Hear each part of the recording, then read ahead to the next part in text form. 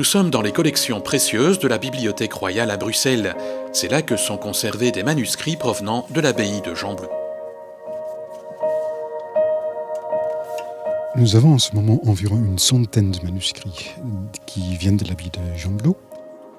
Ce sont des documents d'un côté d'auteurs classiques, d'autre côté de manuscrits de textes médiévaux. Et je crois qu'à côté du fonds des Ducs de Bourgogne, qui en fait constitue le noyau de la collection de la Bibliothèque royale, tant historiquement que pour la valeur, le fonds de l'abbaye de Gembloux est le fonds médiéval le plus important que nous avons ici. Fin 18e, les révolutionnaires français vont faire main basse sur la bibliothèque, mais un miracle va se produire.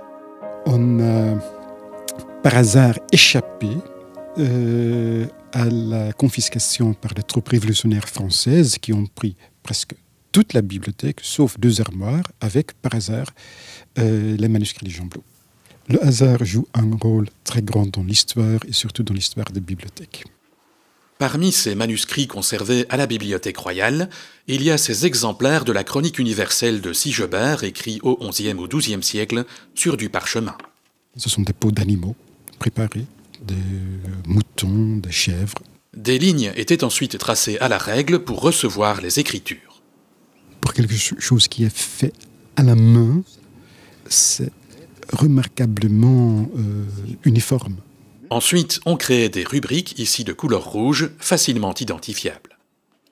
La décoration sert à la structuration du texte pour se retrouver plus facilement dans le manuscrit, pour trouver le passage dont on a besoin.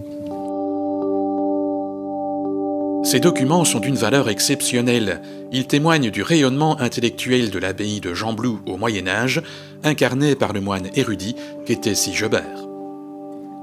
Sigebert de Gembloux au quotidien, c'est d'abord une statue. Elle trône depuis un siècle sur une place qui ne porte même pas son nom, mais bien celui du fondateur de l'abbaye, Saint Guibert. Sigebert, lui, exerça la fonction d'écolâtre, autrement dit de professeur.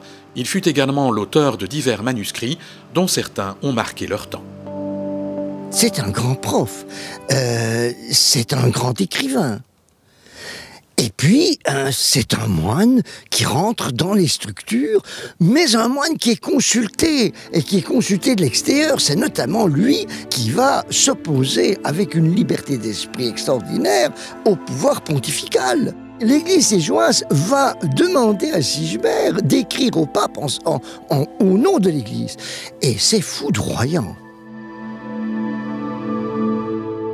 Quand on doit innover davantage comme nous devons le faire, il faut s'inspirer du passé, et je crois que Sigebert a beaucoup à nous apprendre, aussi à nous détacher vis-à-vis du pouvoir, parce qu'il avait une parole d'une liberté et d'une ironie assez incroyable. Je crois que ça va étonner beaucoup de gens. C'est ça mon propos. Mieux vivre avec Sigebert aujourd'hui. La réputation de Sigebert avait donc dépassé de loin les murs de l'abbaye. Il est encore aujourd'hui le Gembloutois le plus connu au monde, et oui. Pourtant, les données historiques le concernant ne sont pas légion. Il est né dans le Brabant, certainement. Il est placé encore enfant, peut-être jeune adolescent, au monastère. Il est éduqué par l'abbé Olbert, le grand abbé Olbert lui-même. Et ensuite, il est envoyé chez le frère de l'abbé Olbert, qui est abbé aussi d'une abbaye à Metz, Saint-Vincent. Là, il passe un temps indéterminé, 10 ans, peut-être 15, peut-être même 20, avant de revenir à Gembloux. Et c'est là qu'il produira ses écrits les plus célèbres, laissant à la postérité des ouvrages historiques notamment. On connaît particulièrement à Gembloux la geste des abbés de Gembloux, l'histoire des abbés, mais c'est très local et relativement peu diffusé, tandis que sa chronique, qui est une histoire universelle, ça va être l'élément déterminant de l'œuvre de Sigebert. Il reprend une histoire universelle qui était écrite par Eusèbe, déjà prolongée par Jérôme, il la reprend à partir de l'an 380 et il l'amène jusqu'à la date de sa mort, quasiment jusqu'en 1111, avec un art consommé de la synthèse. Il accumule les renseignements qu'il peut trouver grâce à la riche bibliothèque constituée par Olbert, et il parvient à en faire une synthèse compréhensible, facilement accessible. C'est l'histoire en fait du monde connu. C'est l'histoire du monde connu. Il commence d'ailleurs par dire de quel peuple il va parler, principalement les Romains, parce que dans son esprit, l'Empire romain, il s'est écroulé mais qui est repris par les Francs, notre peuple, dit-il en parlant des Francs, sont les héritiers des Romains, et ce doit être le dernier empire, celui qui doit se terminer en apothéose sur le royaume de Dieu, la paix universelle sur terre. Ça, c'est son rêve.